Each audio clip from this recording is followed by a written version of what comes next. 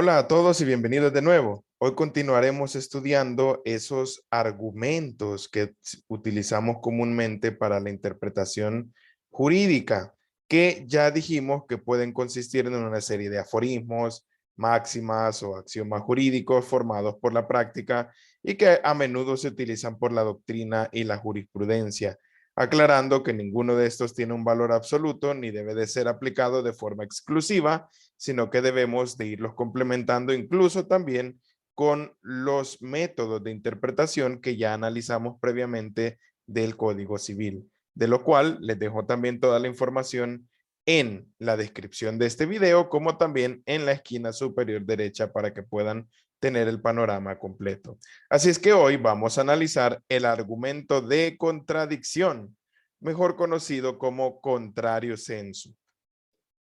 Este se puede expresar de tres maneras diferentes comúnmente, y es que son que incluida una cosa, se entienden excluidas las demás.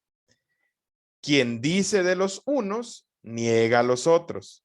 Y también el legislador ha dicho todo lo que tenía que decir. Lo que no ha dicho es porque no quería decirlo.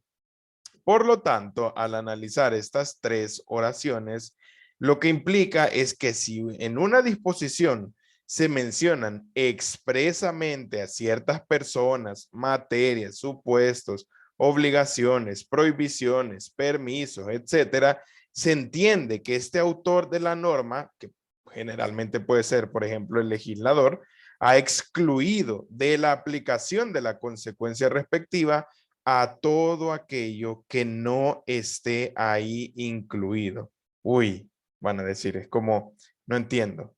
Por eso les traigo un ejemplo. Veamos el artículo 131 de la Constitución, que dice literalmente, corresponde a la Asamblea Legislativa, quinto, decretar, interpretar auténticamente, reformar y derogar las leyes secundarias. Por lo tanto, esto lo que indica es que, como diría el maestro Yoda español, a contrario sensu, emitir leyes secundarias, el órgano judicial y el órgano ejecutivo, no pueden. y esto se debe precisamente a que el constituyente, en este caso, estableció esta potestad únicamente para la Asamblea Legislativa.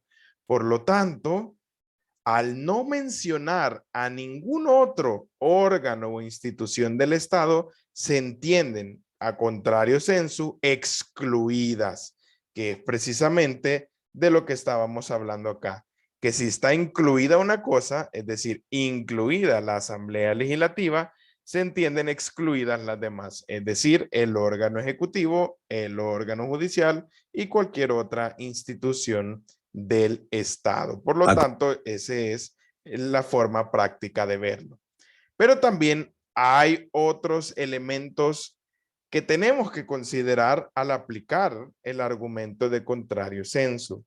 Y es que es válidamente aplicable cuando el propio enunciado de la disposición tiene el llamado carácter bicondicional, que esto es básicamente hablar cuando la norma dice sí y solo sí, o bien cuando podamos encontrar algunos sinónimos de este llamado bicondicional, como un solamente, únicamente, solo, etcétera.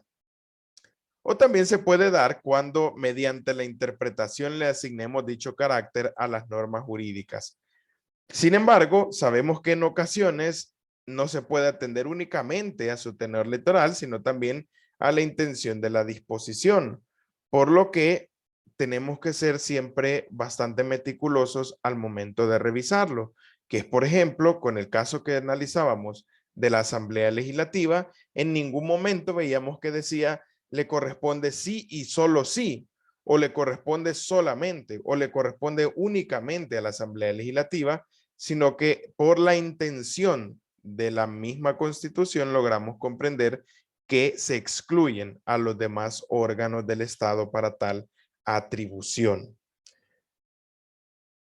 Asimismo, debemos de considerar de que no siempre vemos este tipo de redacciones. Así, sino que por el contrario, lo más común es que encontremos redacciones como la que ya leímos en el ejemplo.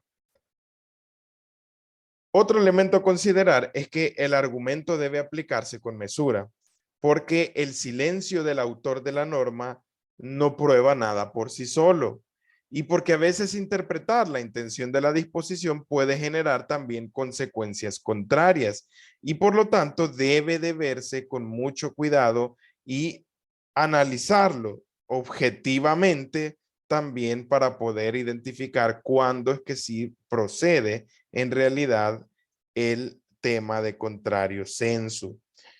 Porque si no, podríamos nosotros estar excluyendo elementos que no era la intención del autor de la norma excluirlos.